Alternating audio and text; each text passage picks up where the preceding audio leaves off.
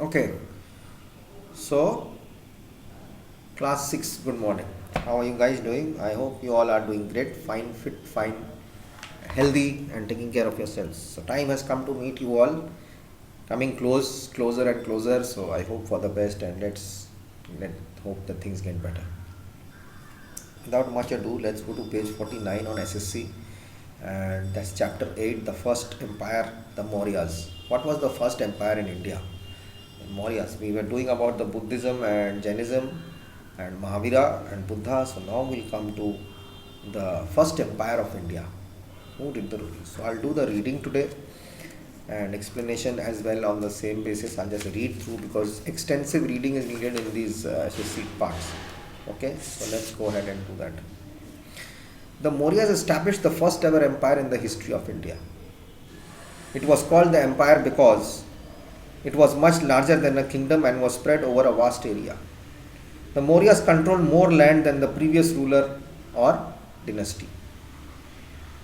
The main sources of information of the Mauryas are the two books, Indica by Megasthenes and Arthashastra by Kautilya. Now, Indica tells us about the political and social economic conditions of life during this period. Indica. The Arthashastra deals with how to govern an empire. It describes the administration of the Mauryas. Indica is about political, how what was people going on, social affairs, how people's life was all about, economic conditions, the money issues, and about the life, the lifestyle. And the Arthashastra deals about the government, how it was governed, the management, the administration, how it was going on. The rock and pillar edicts of Emperor Ashoka and are equally valuable source. These edicts were inscribed on rocks and stone pillars. We know much about this great king mainly through the large number of inscriptions that has been left behind on the rocks and pillars. Coins are another important source. As we have come to know source about coins, how we will come to know about the past. Mauryan emperors. Chandragupta Maurya, one of the biggest emperors of the history, 321 to 297 BCE. The first ruler of the dynasty of Chandra was Chandragupta Maurya of the Mauryan Empire. He overthrew the last Nanda ruler in 321 BCE. He was supported by his minister Chanakya, who was also known as Kautilya or Vishnugupta. Now Chandragupta first conquered Magadha, Bihar. Next he defeated Seleucus Nicator, a general of the Greek king Alexander. Of Alexander he had defeated Seleucus Nicator, a general of the Greek king Alexander. Thereafter he tried to strengthen his control all over the other parts of northern India. Bindusara, see, we will not go too deep into it. It will rattle your brains up. So whatever is in the book, we will try to explain that only.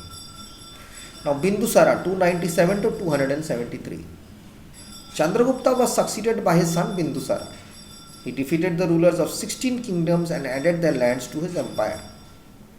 Under him, the Mauryan Empire spread across the whole of the Indian subcontinent except for Kalinga, present-day Odisha, and a few kingdoms in the south. The Mauryas were friendly with the kingdoms of the south. Bindusara, by the time Chandragupta Maurya left and died and he went away, his son Bindusara came into power. After Bindusara came into power, he also put in a lot of land. So most of the Indian subcontinent had gone except Odisha and few parts of south, but the south people were happy and friendly with the Mauryans. Then came Ashoka, 273 to 232. Ashoka was the most famous Mauryan king and one of the greatest rulers ever. The British historians H.G. Wells had this to say about Ashoka. Amidst the 10 of thousands of names of monarchs that crowd the columns of history, the name Ashoka shines and shines almost alone like a star. Ashoka the Great. Means so many people have come, so many kings and rulers have come, and this huge list of 10,000 people's names lists are there. Out of that, only one name shines like a star, and that is King Ashoka. Ashoka the Great. Ashoka governed his kingdom well. His numerous rock and pillar edicts spread over a large part of India give us a lot of information about this great ruler. Kalinga War, very important, you must learn this by heart. 261 BCE, the date you must remember. When Ashoka became the king, Kalinga was the only kingdom which was not under Mauryan control, Odisha. Kalinga was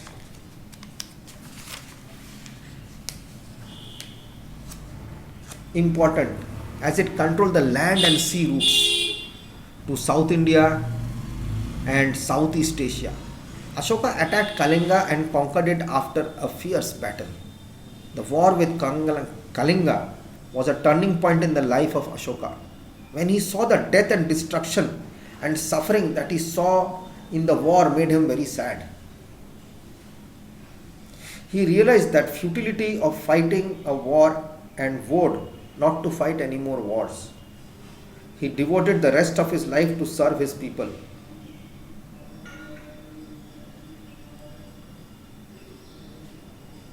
And he got this, there was this Ashoka's Dhamma.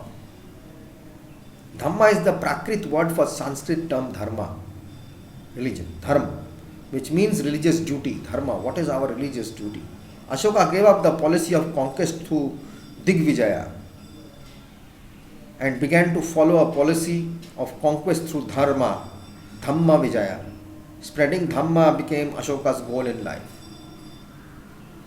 Kalinga war was the only place where Odisha was not adjoined, but when he fought out Odisha, he saw so many people dying. Also, innocent people die a lot in the war. War is nothing but destruction,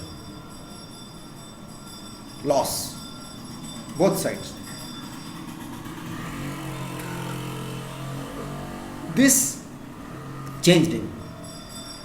He saw so much of killing, he could not take it anymore. So he said, I am not going to go with this conquest through war, Digvijay.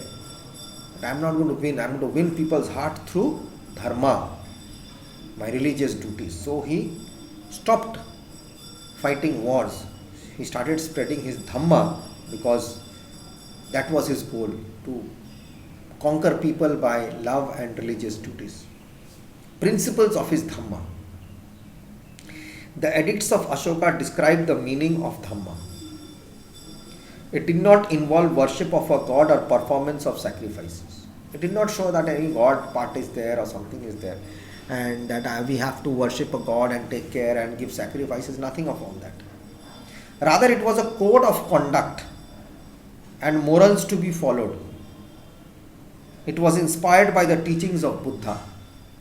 Through Dhamma, Ashoka wanted to instill the spirit of tolerance, coexistence, non-violence and respect for elders in the people. He asked his people to speak the truth, respect other religions, obey their elders, follow the path of ahimsa, non-violence, practice charity towards the poor, be kind to all, including servants and slaves, live together peacefully. I also do the same thing. I am not religious. I may be a Christian, but I am not religious. I believe in God. He is my Jesus Christ. He is everything to me. My father, my mother, my sister, my brother, my friend, my girlfriend, my wife, my everything. My God is everything to me. But I am not religious. I am very spiritual. I follow the rules, the code of conduct. That code of conduct in life. To get something, we have to lose something. We have to give away a lot to get something. First is to get respect, we have to give respect. That comes here. If you speak the truth, you will have that. Respect other religions, then other religious people religions will respect you. Obey their elders. Obey your parents. Obey your elders. Whoever is elder to you, give respect to them. No matter what they think, you do your job. Okay. Now see, now respecting other religions means that you don't have to go into that religion, or you have to solve, or you have to follow that path. It's respect. Okay, fine. Like you all also enjoy Christmas, you have fun, you go to picnics, you go and this, you enjoy it.